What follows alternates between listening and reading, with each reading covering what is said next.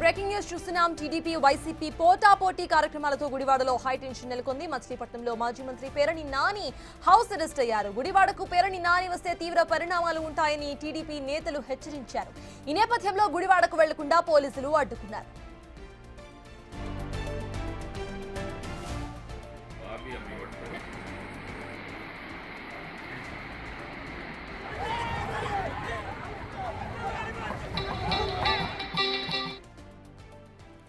కృష్ణా జిల్లా ZP chairperson Harika రాము దంపతులను Gudivada one town PS కు తరలించారు. వైసీపీ మీటింగ్ లో పాల్గొనేందుకు గుడివాడకు వచ్చిన దంపతులను నాగవరపాడు సెంటర్లో టీడీపీ శ్రేణులు అడ్డుకున్నాయి. దాంతో సుమారు గంటకు పైగా కారులోనే ఉప్పాల హారిక దంపతులు ఉండిపోయారు.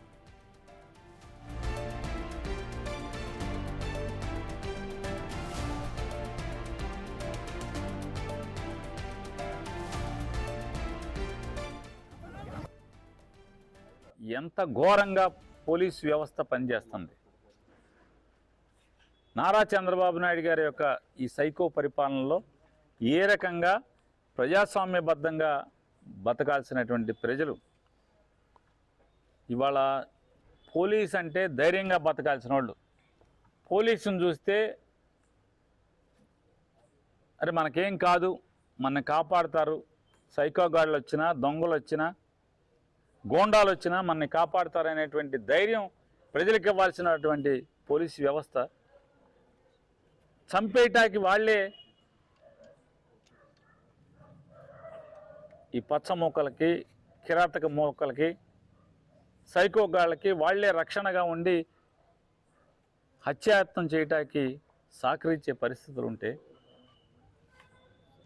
ఎవరికి చెప్పుకోవాలి? ఇంకా ఆంధ్రప్రదేశ్ రాష్ట్రంలోని ప్రజలు ఎవరికి చెప్పుకోవాలి? ఇంకా ఒకటి ఇంత దిగజారినటువంటి ఈ వ్యవస్థని, ఈ సైకో పరిపాలనని, ఈ రకంగా ఆడవాళ్ళ మీద దాడి చేయటం అనేది మరి సైకో పరిపాలన కాక ఏంటిది?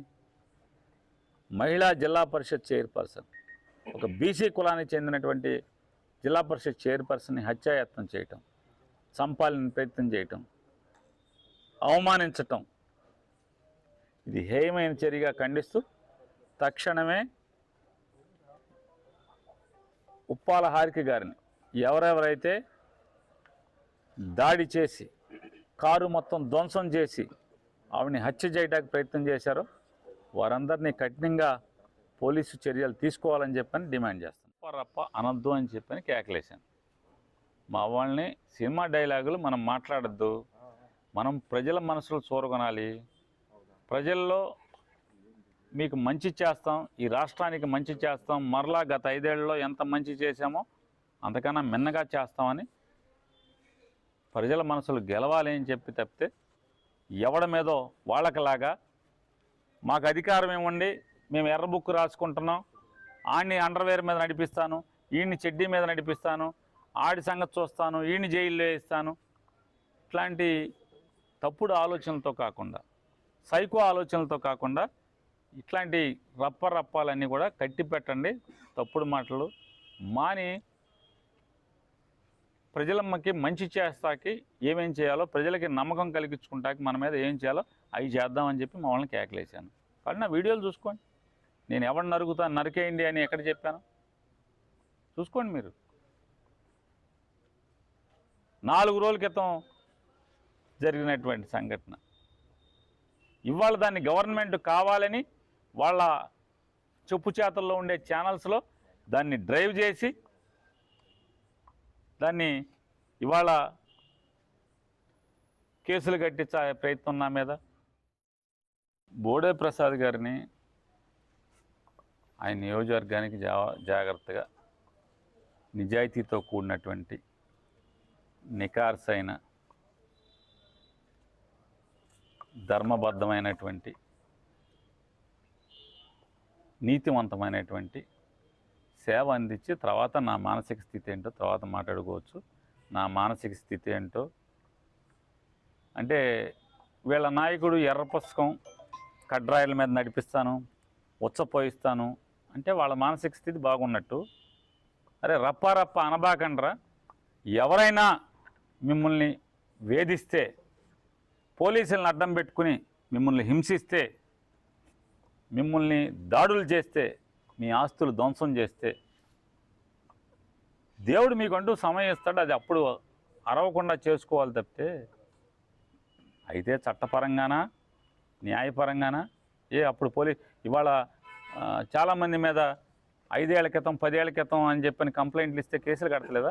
అట్లాగే మా ప్రభుత్వం వచ్చినప్పుడు కూడా ఈ 2024 నుంచి 29 దాకా ఈ టీడీపీ సైకోలు ఎవరెవరి మీద దాడులు చేశారో, ఎవరెవరి మీద అన్యాయాలు చేశారో, ఎవరి ఇళ్ళు ధ్వంసం చేశారో, ఎవరి మీద భౌతిక దాడులు చేశారో అటన్నిటి మీద కేసులు కట్టి ఖచ్చితంగా చట్టపరంగా చర్యలు తీసుకున్నాం. దానికి అల్లవ ఎందుకు, రప్ప ఎందుకు అని చెప్పాను. తప్ప అని అడుగుతున్నాను. నేను ఎక్కడ చెప్పాను చెప్పండి? నరికేయమని చెప్పాను. నేను చెప్పింది ఏంటి? అరే నేను ఇది చేస్తాను అది చేస్తానని ఎవడన్నా అరుస్తారా? మేము వచ్చాక అది చేస్తాం, అది తప్పు. ప్రజలు అది కోరుకోరు, ప్రజలు అది హర్షించరు. నీకు ఏం అన్యాయం జరిగిందో, నీ మీద ఎవడు దాడి చేశాడో, నీ మీద దాడి చేసినా, నిన్ను భౌతికంగా దాడి చేసినా పోలీస్ కేసులు కడతలేదు. నీ ఆస్తి ధ్వంసం చేస్తే, జేసీబీ తెచ్చుకొచ్చి అన్యాయంగా కిరాతకంగా నీ ఇల్లు పడేస్తే పోలీసులు స్పందించట్లేదు, కేసులు కడతలేదు. మీ ఇంట్లో కుటుంబ సభ్యుల్ని ఫేస్బుక్లో అవమానకరంగా పచ్చిగా అసభ్యంగా మాట్లాడితే పోలీసు స్టేషన్కి వెళ్తే మేమేం కట్టలేమండి కేసులని నవ్వుతా చెప్తుంటే పోలీసుల పరిస్థితి. ఇవన్నీ మనం వచ్చిన తర్వాత మనం చేసుకోవాలి తప్పితే, మనం చట్టాన్ని ఉపయోగించి వీళ్ళందరినీ కూడా శిక్షించాల్సింది తప్పితే, ఇప్పటి నుంచే మేము అది చేస్తాం ఇది చేస్తామని చెప్పడం వల్ల డబ్బాలు కొట్టుకోవటం అవుతుంది. ప్రజలకు ఏం కావాలో, ప్రజలు మన నుంచి ఏం కోరుకుంటున్నారో వాటి కోసం దృష్టి పెట్టండి అని చెప్పి మా వాళ్ళని కేకలేశాను. ఆ క్రమంలో జడ్పీ చైర్పర్సన్ హారికపై అసభ్య పదజాలంతో ఓ ఆకతాయి దుర్భాషలాడాడు. వెంటనే హారిక భర్త రాము ఆగ్రహంతో కారులో నుండి దిగే ప్రయత్నం చేశారు. దాంతో పోలీసులు బందోబస్తు నడుమ స్టేషన్కు తరలించారు. స్టేషన్ నుంచి బయటకు వచ్చిన తర్వాత జడ్పీ చైర్పర్సన్ హారిక కన్నీటి పర్యంతం